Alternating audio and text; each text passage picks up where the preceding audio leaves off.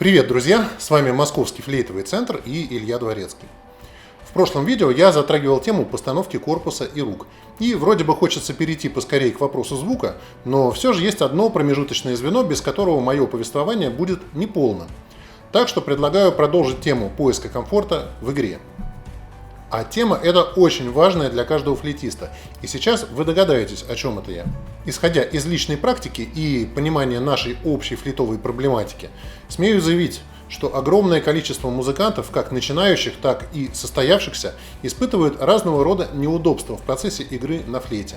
Да, флейта не самый очевидный и простой для удержания инструмент, и каждому флейтисту необходимо пройти это испытание. Назовем его процесс адаптации нашего организма к флейте. Чтобы этот процесс прошел гладко, и нам не пришлось бы в будущем обучаться заново, надо уделить этому процессу особое внимание. Один из первых вопросов, которые обычно задают флейтисты, когда хотят узнать что-то о постановке, это как выставлять головку по отношению к механике или к среднему колену.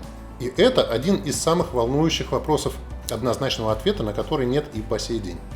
Существует множество методик. Альтес флют метод, школа Марселя Моэса, Тревора Уая, Тафанелия Габера, в которых в основном дается аксиома, что отверстие в губках, в лабиуме, нужно ставить соосно определенной части механики среднего колена, или, если конкретно, тоновому отверстию до. Основным плюсом такого расположения головки относительно остального корпуса называют достаточность открытия отверстия в губках, что означает, когда мы играем, наша нижняя губа закрывает отверстие в лабиуме лишь наполовину.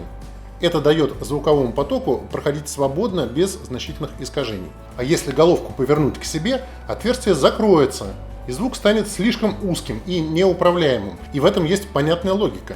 Поэтому такой метод считается базовым для всех начинающих осваивать инструмент. Тем не менее, в узких кругах известен так называемый метод Рокстра.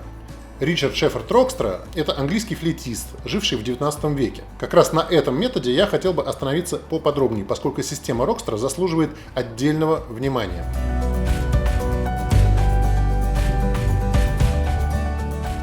Для многих она может оказаться в буквальном смысле поворотной точкой в творчестве и в освоении флейты. Насколько мне известно, именно Ричард Рокстра первым разработал и опубликовал свой собственный метод удержания флейты на 3 точках. Методика Рокстра невероятно эффективна при вдумчивом подходе. Она состоит из 2 частей. Первую часть, удержание флейты в моей интерпретации, я уже озвучил в предыдущем выступлении. По ссылочке можно посмотреть это видео. А вторая часть посвящена позиции головки относительно корпуса и механики.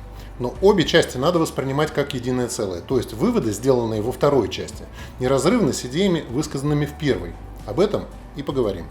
При удержании флейты на 3 точках мы достигаем такого баланса корпуса флейты, что механика перестает перевешивать и прокручивать корпус назад.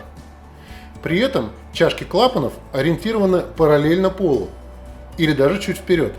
Это очень удобная позиция для пальцев и кистей рук в целом. При такой позиции руки не испытывают лишнего напряжения, где правая рука не согнута в кисти и лучевые мышцы не зажаты, а левая рука не тянется изо всех сил, чтобы достать до клапанов, а находится в устойчивом, спокойном положении. При этом функция удержания и пальцевая техника максимально изолированы друг от друга. Но есть один важный момент. При такого рода постановке рук и корпуса флейты и при стандартной позиции головки, когда отверстие в губках соосно отверстию под клапаном до, большинство из нас не может в достаточной степени сфокусировать звук, поскольку отверстие в губках будет казаться нам излишне отвернутым. И этот эффект легко ощутить, удерживая флейту на 3 точках, не касаясь клапанов, попытаться сыграть до диез 2 или 3 октавы. С этого момента начинает работать вторая часть методики удержания флейты по Рокстра, где головка должна быть повернута внутрь, к себе, ну или механика отвернута от себя, смотря как на это посмотреть. И тут очень важно не путать поворот головки внутрь по системе Рокстра с тем, когда при обычной позиции рук и корпуса флейты, где клапаны наклонены вместе с корпусом чуть назад, головку подворачивают. В таком случае отверстие в лабиуме действительно закроется и звук станет тусклым и неуправляемым. Стандартная позиция головки при методе Рокстра, когда передняя грань отверстия, то есть среза в губках, примерно соответствует центру отверстия до на корпусе. При этом я рекомендую вам смотреть и выставлять уклон со стороны головки, так как будет проще рассмотреть и сопоставить отверстие под нужным углом, потому что расстояние действительно короче, чем с обратной стороны. Главная идея методики Rockster в том, что комфортная и эффективная позиция рук первична, чтобы инструмент в процессе игры не болтался и не влиял на устойчивость позиции лабиума. Если флейта в процессе игры не крутится и у нас не возникает желания ее перехватить или что-то поправить, то это дает нам свободу в технике, стабильность в кантилене и большую выносливость благодаря значительной экономии собственной энергии. Многим флейтистам угол поворота головки внутрь по методике Rockster может показаться поначалу слишком радикальным, и поэтому спустя некоторое время после появления метода Rockster был привнесен вариант с меньшим углом поворота, называемый модифицированной постановкой Rockster. Отверстие в губках в данном случае находится примерно между классической прямой постановкой и постановкой Rockster. Поскольку все мы разные, то нам может подойти любой из вариантов. Призываю вас попробовать разные варианты и найти наиболее комфортный и стабильный лично для вас. А главное не забывать, что во всем этом уравнении первичны руки, а именно стабильность и комфорт при удержании флейты, что само собой влияет на звукоизвлечение. В качестве упражнения по поиску подходящего вам положения головки флейты относительно корпуса рекомендую зафиксировать флейту в 3 точках. Под нижней губой, над косточкой указательного пальца левой руки и кончиком большого пальца правой руки. Повторяюсь, очень важно, чтобы большой палец правой руки четко выполнял свою функцию, толкал правую часть инструмента вперед, подавая давление на точку под губой через опорную левую руку. Далее отпустить все пальцы, оставив флейту удерживаться только на данных 3 точках. Затем попробуйте исполнить открытый до диез 2 октавы. В стандартном положении головки. Осознайте, берется ли он в привычной вам манере, или в таком положении вы чувствуете дискомфорт и требуется лучшая фокусировка, чтобы звук стал более очерченным. Давайте попробуем подвернуть его к себе по системе Rockster. Чтобы еще лучше укрепиться в правильности ощущений, сыграйте ту же ноту, а затем перейдите легато на октаву выше.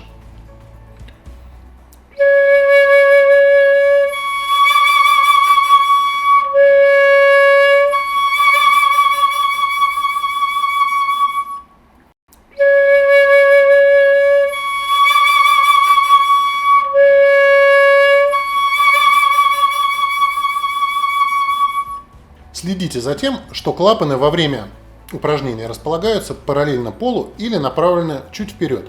Если обе ноты звучат четко, в нужном строе, в общем так, как вы их привыкли слышать, то с большей вероятностью головку вращать вам нет необходимости. Если же ноты берутся в расфокусе, их сложно удержать, строй отличается от нужного вам, то вы принадлежите к большинству, к тем, кому стоит отредактировать положение головки корпуса, повернув головку таким образом, чтобы передняя грань отверстия среза была соосна первому отверстию до на корпусе. В любом случае, эти манипуляции осуществляются только для нахождения максимального комфорта в игре, для обеспечения свободы и беглости пальцев, а также стабильности в месте соприкосновения лабиума и точки под нижней губой.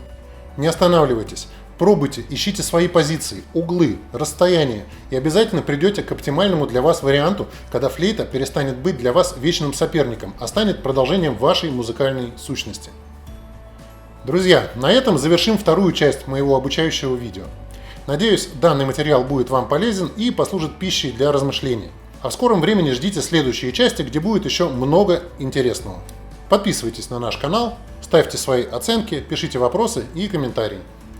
С вами был Илья Дворецкий и Московский флейтовый центр. До новых встреч, пока!